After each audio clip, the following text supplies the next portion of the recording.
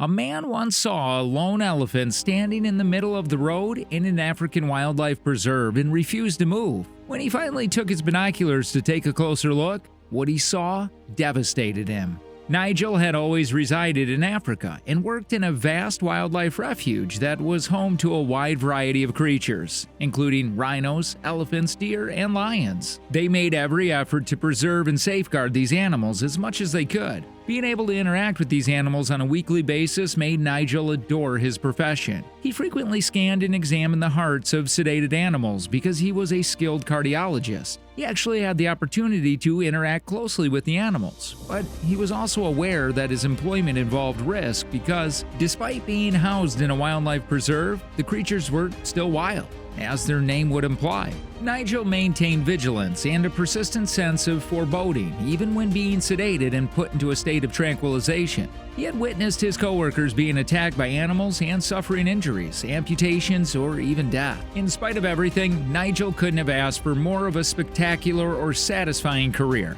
He was making his regular rounds in the wildlife preserve and checking to see how things were doing when he saw an elephant on the horizon as he was traveling down the long, dusty road. It might have been crossing the street and would have left the track by the time Nigel arrived. However, as he continued to drive, he observed that the elephant didn't appear to be moving out of the road. It wasn't even moving. It was just standing there. Nigel should have known better than to approach these enormous animals. They might be adorable and frequently seem kind and even loving, yet they were also aggressive and lethal when defending themselves. He then stopped his car quite a distance away from the immobile elephants and waited. Nothing else could be done, in his opinion. Nigel had the option to turn back, but he felt compelled to fulfill his responsibilities to the other animals and press on. The elephant continued to stay there for another 5 minutes, 10 minutes, 20 minutes, and finally an hour, periodically turning around or fluttering its ears in the blazing heat. However, soon he started to experience a weird sensation, as if something was amiss. Nigel questioned whether the elephant had lost its way after becoming isolated from its herd. They were sometimes known to linger at regularly passed sites in the hopes that their herd would pass once more and they could be reunited with them. But something was warning Nigel that this wasn't the case, not here. Searching about in the passenger side floorboard of the vehicle, which Nigel had dragged out, he required a pair of binoculars to get a better look. The elephant might be having trouble moving too far because of something in his foot, or he might be feeding from a little bush that Nigel was blind to. In order to ensure that he could see the elephant clearly, he held the binoculars up to his face and gazed through them. Nigel's eyes widened as the image went from being blurry to being incredibly clear, and he opened out a gasp. He fought back the tears as the elephant abruptly turned to stare at Nigel and his vehicle. The poor elephant was coated in painful, unsightly sores and cysts. He could see a few of them pouring over the poor elephant's body. It appeared, though, the elephant chose their location in anticipation of being spotted by a passing vehicle. The individual might then assist the elephants and possibly lessen their suffering. Elephants are actually very intelligent creatures. As he grabbed his radio and called the base to inform them what he had seen and where to send assistance, Nigel shook his head slightly and wiped the tears from his eyes. They warned Nigel to stay in his car and refrain from approaching the poor elephant. But Nigel couldn't help but get a bit close to look.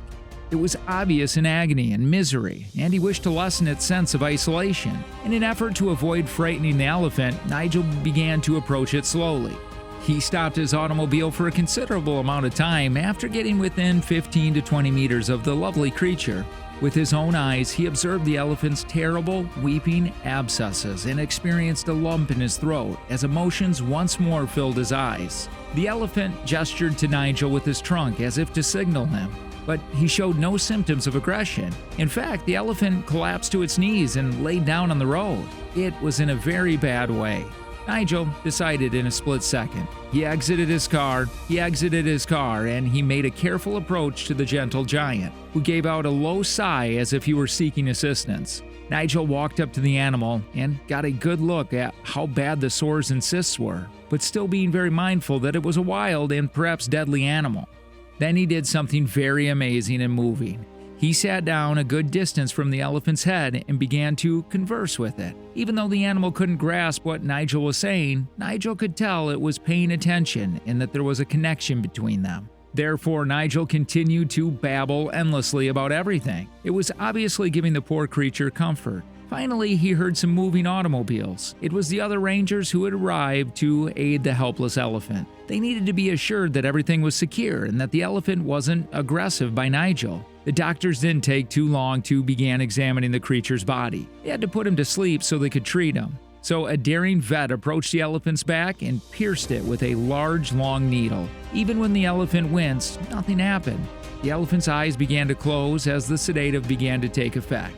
However, just as the elephant was about to fall asleep soundly, his trunk reached out and slowly encircled Nigel's ankle, as if to hold his hand and express gratitude. Nigel was moved to tears once more by the amazingness, intelligence, and beauty of elephants. The vet started to work right away, treating everything and every sore and cyst carefully, popping some, dousing others with lotions and ointments, sewing them up, and injecting them with various medications and anesthetics. Nigel simply sat with the elephant's trunk gently wrapped around his ankle and stroked it as if a mother would with her child's hand during the entire process, despite the fact that they had to work quickly since the elephant might suddenly wake up. It was good enough to justify it if it made the elephant feel a little more secure. But would he be alright when he woke up? Nobody knew what would happen next. But what did happen will leave you stunned. The vet's work was completed, and the elephant began to awaken shortly after. It took about 30 minutes for it to get fully awake, but at last it began to rise to its feet. The other rangers, including Nigel, began to slowly make their way back to their vehicle. The elephant didn't appear distressed or in pain any longer as it gingerly touched the side of its body where the veterinarians had been working. The vets and Nigel followed the elephant while they were back in the security of their cars to make sure it was okay. They would have taken the animal back to the vet's office to be treated if it had been a smaller one. But moving an elephant is difficult. Everyone became apprehensive as the enormous beast moved closer to the cars in a series of steps. Did he have an attack plan? Was he going to try to crush and flip the cars? Such things were undoubtedly capable of being done by elephants. They all held their breath as they anticipated what would happen next. But when they saw the elephant back up into its hind legs and raise its trunk in the air, their mouths dropped wide in astonishment. After a few periods of standing erect, he fired a blast from his trunk. When his front feet touched the ground again, he waved the trunk in Nigel's direction as a sign of gratitude for his help before gently turning and vanishing into the dusk.